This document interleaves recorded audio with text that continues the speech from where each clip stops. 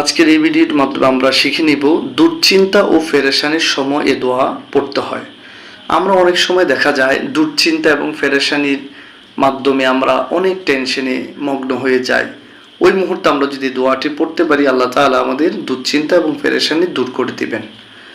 বর্ণিত আছে, ইবনে আবি আসেম তার লিখিত কিতাবুদ দোহা নামক গ্রন্থে উল্লেখ করেছেন যে এ দোয়া পড়লে পেরেশানি ও দুশ্চিন্তা দূর হয়ে যাবে। সুবহানাল্লাহ। সেই দোয়াটি কি আসলে আমরা পড়ে নিচ্ছি।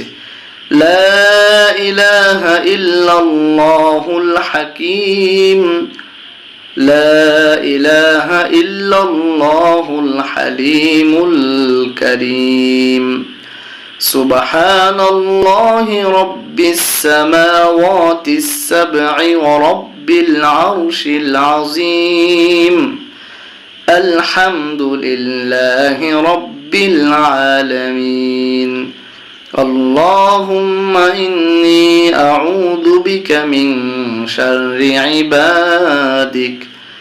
দুশ্চিন্তা ও পেরেশানির সময় আমরা হতাশ না হয়ে, দুশ্চিন্তা আমরা না করে এই দোয়াটি পড়ব। আমি আরো একবার আপনাদের জন্য পড়ে দিচ্ছি।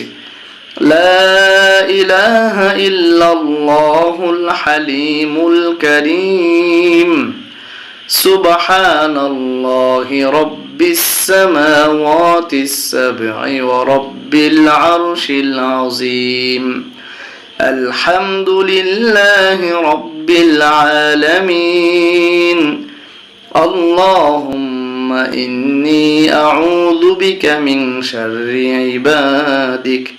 যাদের আরবি পড়তে অসুবিধা হবে, বাংলা উচ্চারণ আপনাদের জন্য দিয়ে রেখেছি। আপনারা বাংলা উচ্চারণ দেখে দেখেও এই দোয়াটি পড়তে পারবেন। ধন্যবাদ সবাইকে।